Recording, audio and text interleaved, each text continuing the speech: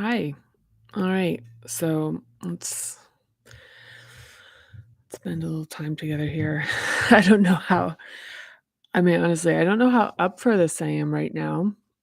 So I'm feeling kind of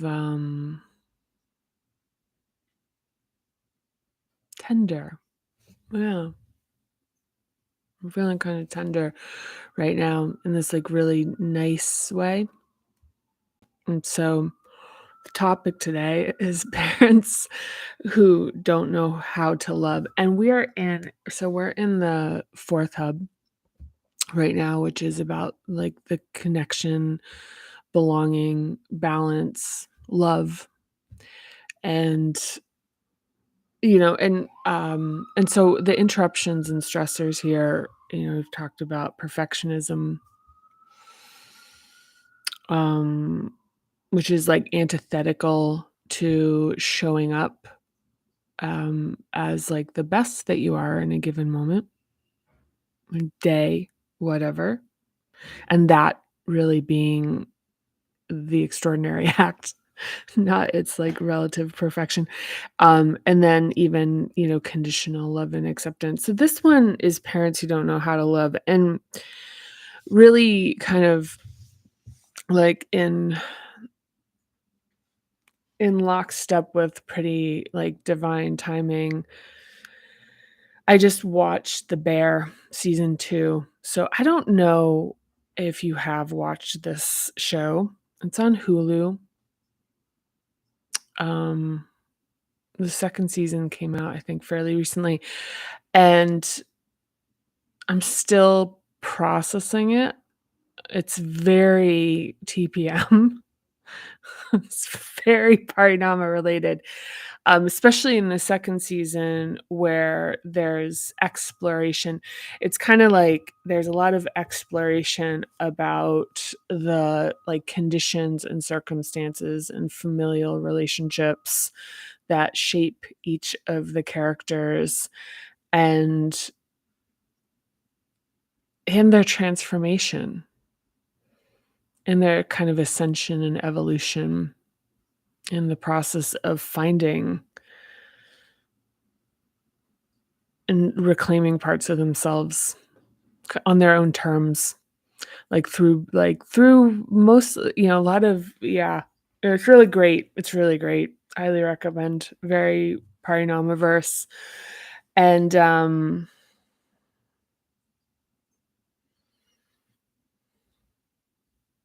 yeah, I mean, spoiler alert.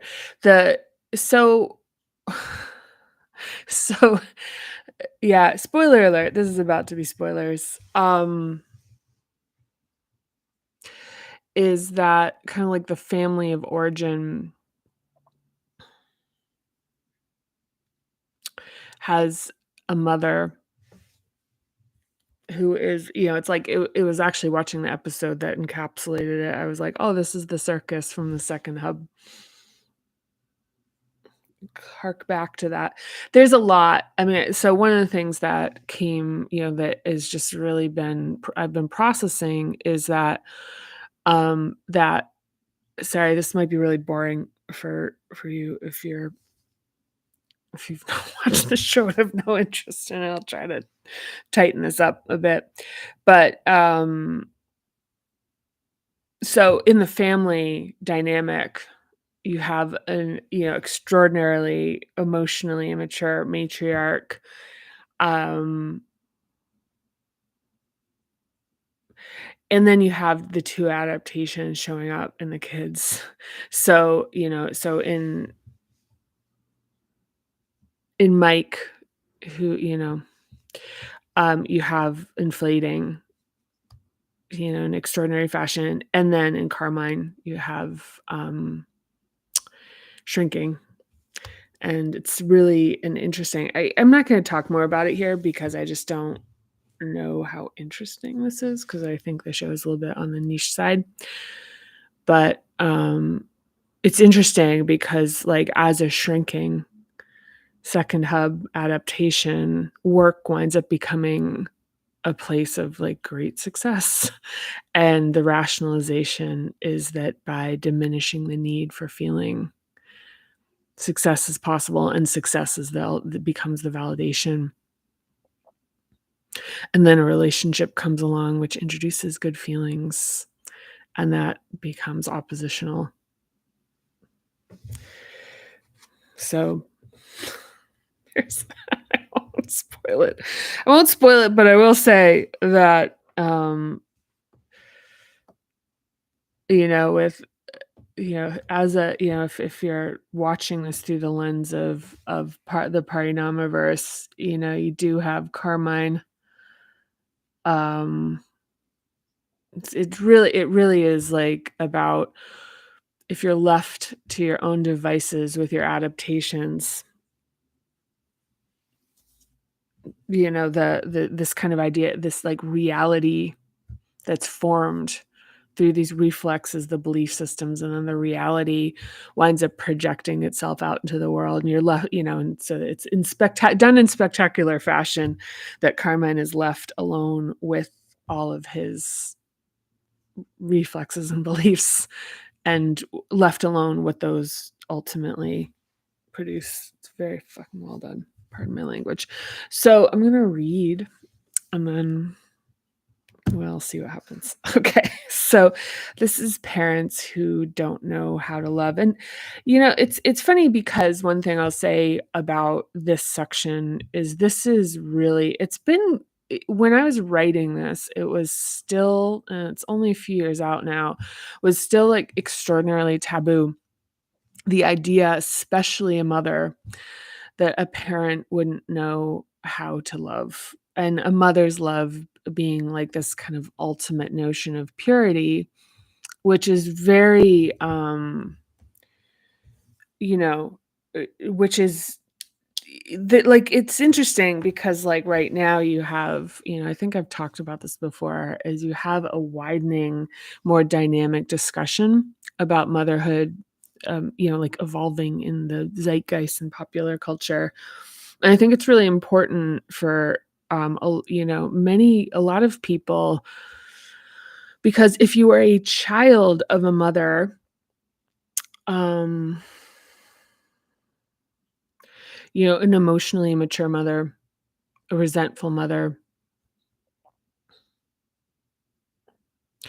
um, then, there's a tremendous amount of shame that, comes out of being like, wow, a mother's love is the purest thing. And, so, yeah, obviously the extension of that is that if, the purest thing in the world can't love me, then, like that gets internalized. So not the case. Not the case. It's a cultural notion. It's a cultural notion. It isn't an absolute fact that a mother's love is just inherent purity. It is love. Okay. That is pure. Like, yeah. So anyhow, I'm gonna read. Um, so physical and emotional absence and neglect happen on a spectrum from mild to severe. Because presence and consistency are pillars of love, abandonment and neglect are significant interruptions.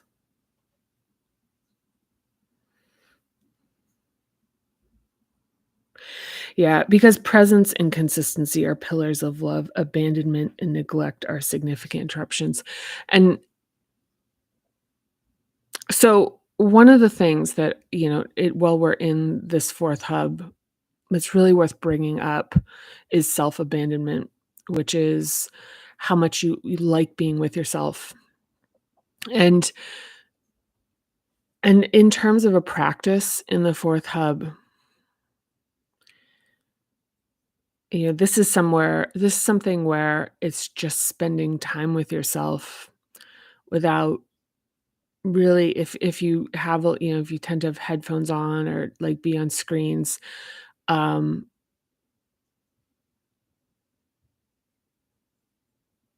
or any type of pacifier behavior, it's like this isn't the easiest thing to introduce, but the idea of really, like, kinda just spending time with yourself and enjoying it.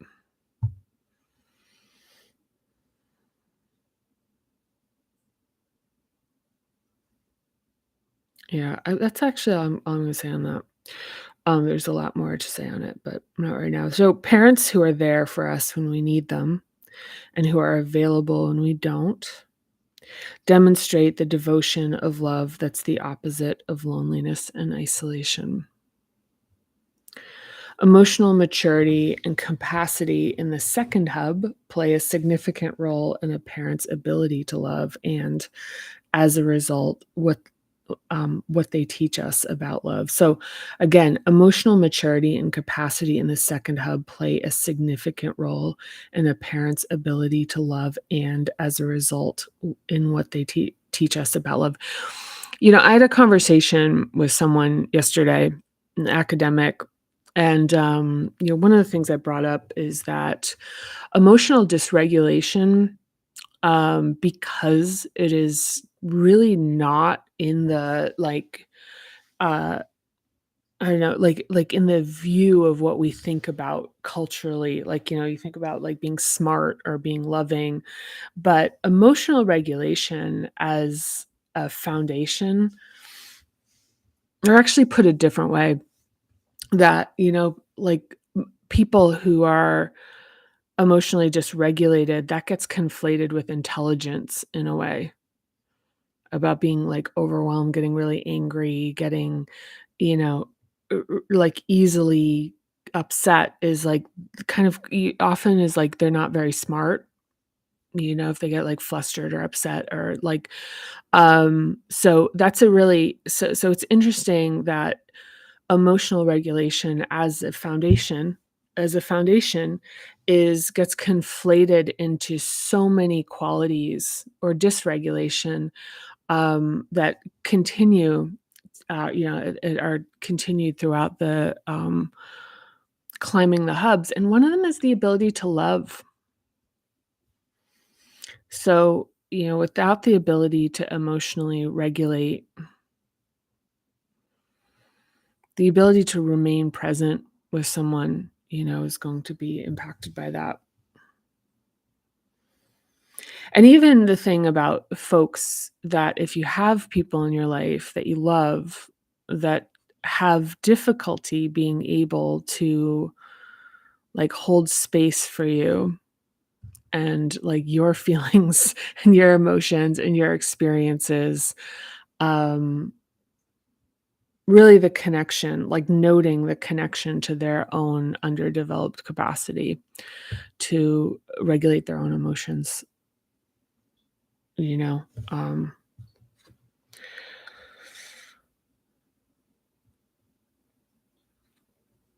Mhm. So,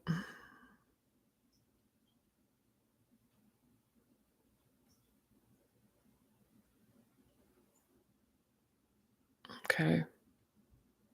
So caregivers who are inattentive or absent cause significant hurt in this hub. Neglect in early life results in protective adaptations in all hubs, but specifically in the fourth, and in the ability to enjoy connection and belonging. This is like the other shoe's about to drop kind of thing. So it can't be trusted. Like, can love be trusted when the reflex around it is that that the reflex around it is that it will eventually shift. And, one of the things I think is that, like, there's no such thing, like, all bad, like, I think I forget who said this, an author, but all bad childhoods are like, bad childhoods aren't all bad, and good childhoods aren't all good. And the notion of that really, kind of carried into, like, we'll talk about, like, the bad childhood, is that good things do happen. And I remember once it was said, that it was actually my brother who said to me, he said, "I think the worst thing that was done was the good stuff, because it made things more confusing." And because it's like you saw that it was possible. And so, back to the notion of, like, being able to accept good things is having had the experience of having love, but also knowing, like, having had the the the bottom drop out. And so it's like being able to like trust the stability and the solidity in a very like somatic way, a very feeling way, in a very deep way. It is like that dread, is not into like it's not intellectual. It's not an intellectual dread. It's a feeling. It's a felt feeling. And this is why in this particular practice, it's spending time with the feeling and doing the processing as far as discharging, and whether that's crying is one of the techniques and exercises. And it's not crying just with tears, it's actually like moving, like physical, like the physicality of crying and sobbing and moving the body, like moving it out, but also being able to stay with ourselves in it and represent that consistency in ourselves, to like have that feeling of somebody who stays with us through the pain, being ourselves. But more on that later. More on that later. Mm,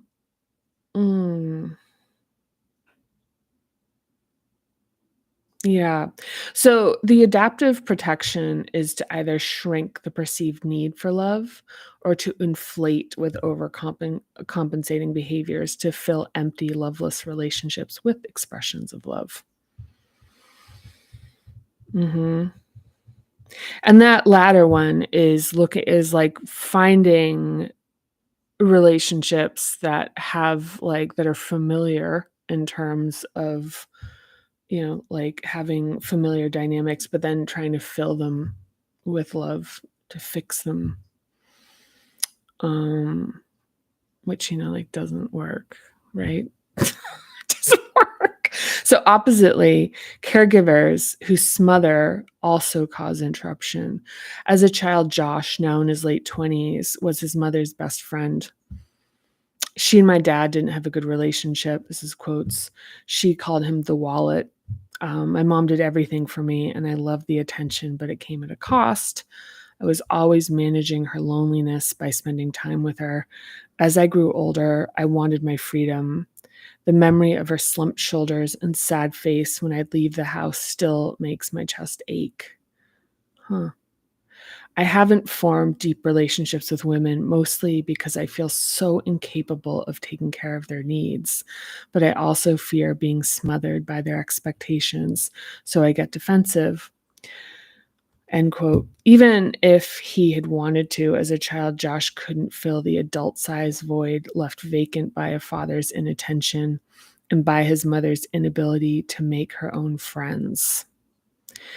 He was left feeling guilty, inadequate, and responsible for his mother's unhappiness, in addition to feeling deeply conflicted as he pursued his own.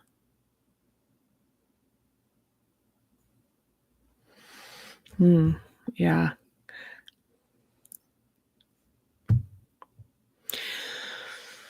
Yeah. I mean, I think this also harks back to the this kind of like mature beyond their age thing about kids, like the old soul idea.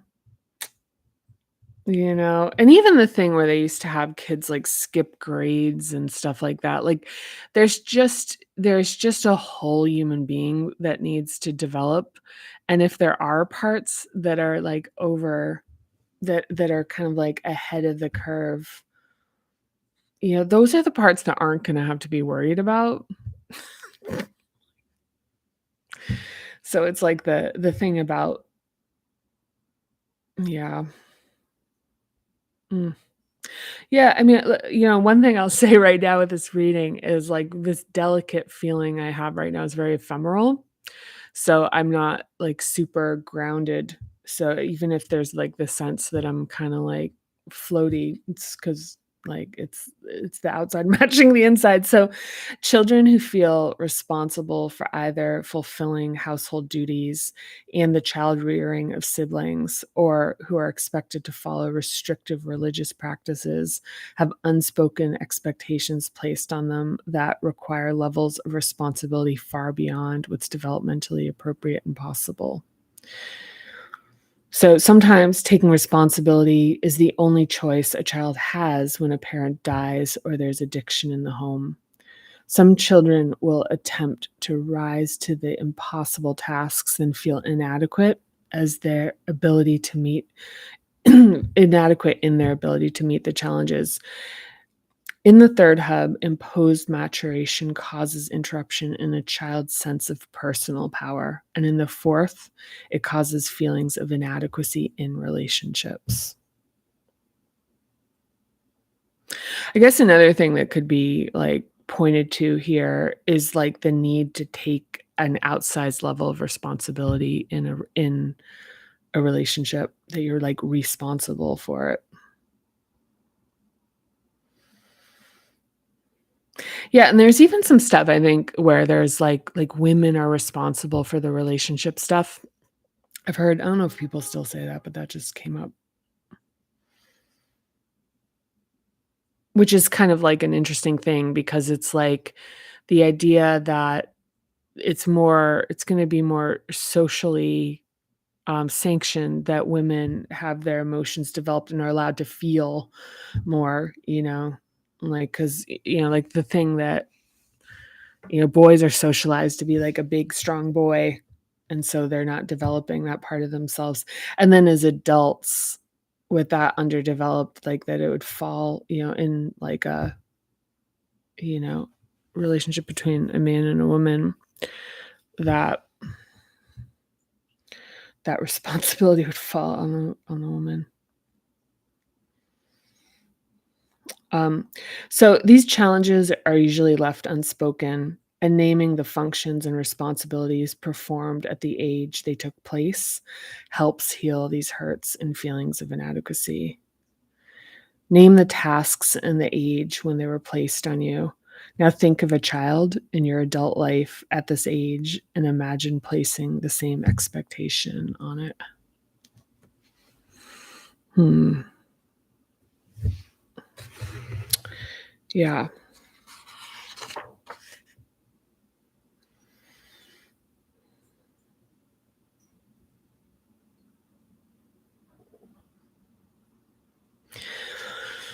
Yeah, I think that in this, I would say that, and possibly this is me being influenced by just having watched, um, this episode of The Bear, is that, a lot of, like, the inability to love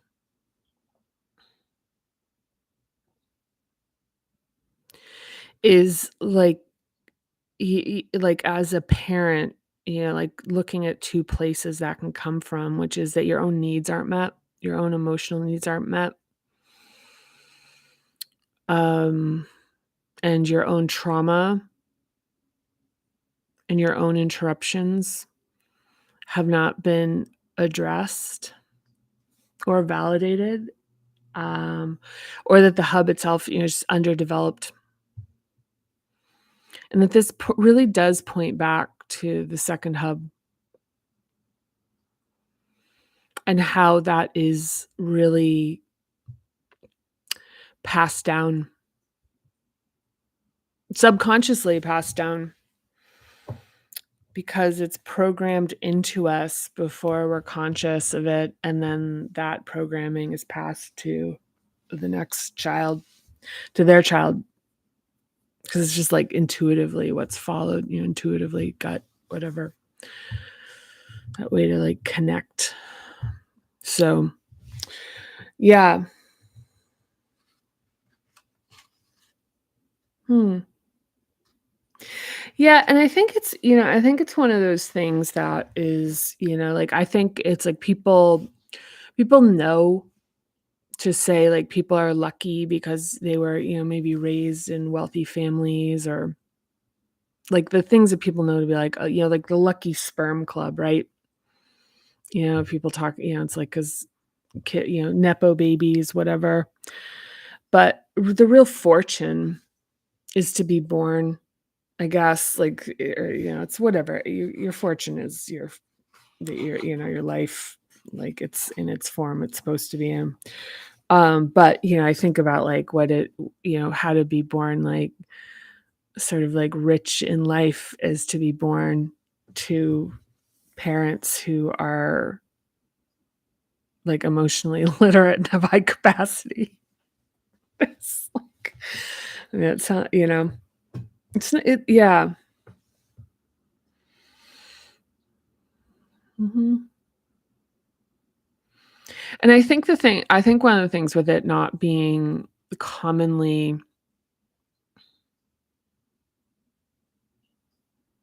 considered wealth, I mean, one of the things that I remember coming up a lot while I was writing the book was people being like, "Well, we didn't have a lot, but our needs were always met and we were always loved."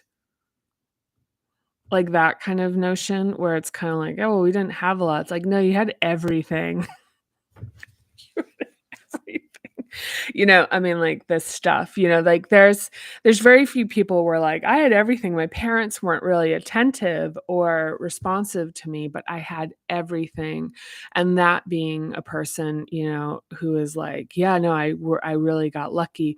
It's like it's more like a notion that that's the way it's supposed to feel, and that's like, "Yeah, this doesn't actually work, does it?" But it's like this kind of staging of this notion of, like, how lucky I was, but, it's almost like trying to convince other people, where it's like, "No, I had everything, I had everything. My parents worked really hard, and so they weren't, you know, blah, blah, blah, weren't available." Um, but I was very lucky in this way that is, like, not super convincing versus, you have people that are like, "Look, we grew up with almost nothing, but there was a lot of love in the home." And that's like, I mean, test it yourself. I'm just talking about my own impression on this. But like folks who are like, there's just so much love in the home and that wealth. It's like we didn't have a lot, but out of love, impossible things were done. So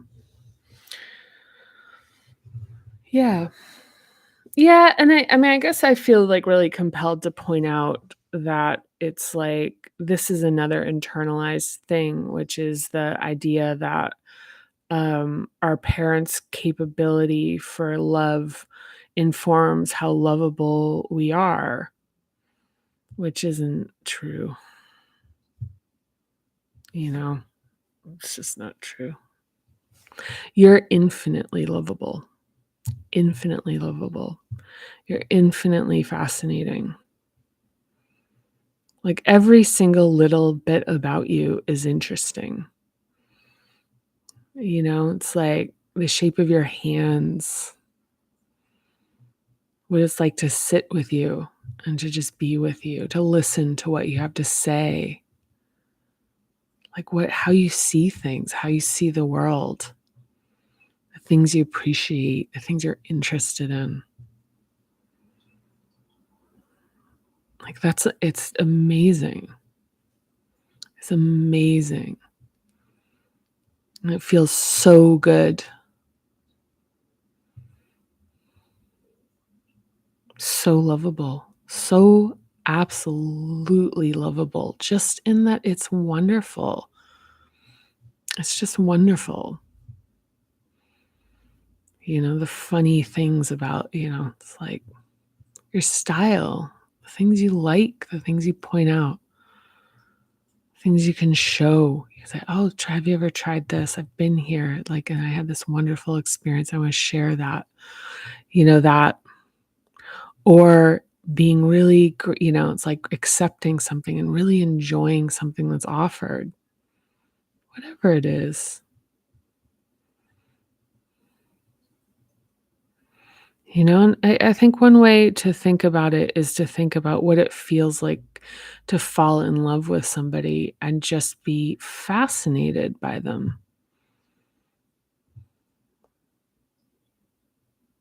to just like the little things as you learn the fascinating little things about like their interests or funny stories about them or whatever, and I think that that's one distortion that happens, which is,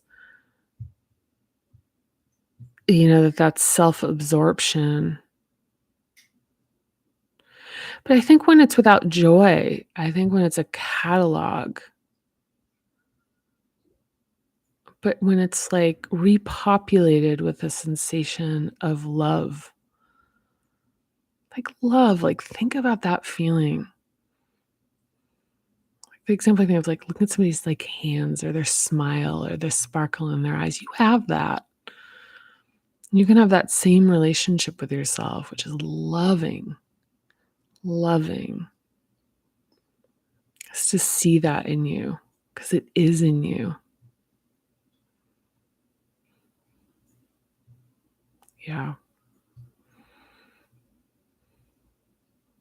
And it is, I mean, it's like, what if, it's hard to accept that our parents are, like, plucked out of the general population, for better, for worse. It's it's like, you know,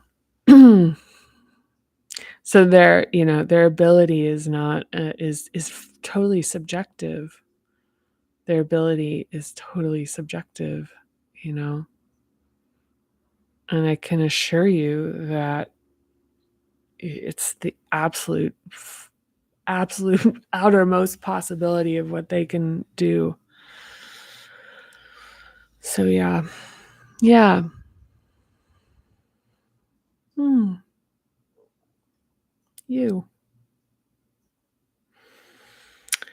So, I'm going to sign off and go get myself a nice breakfast.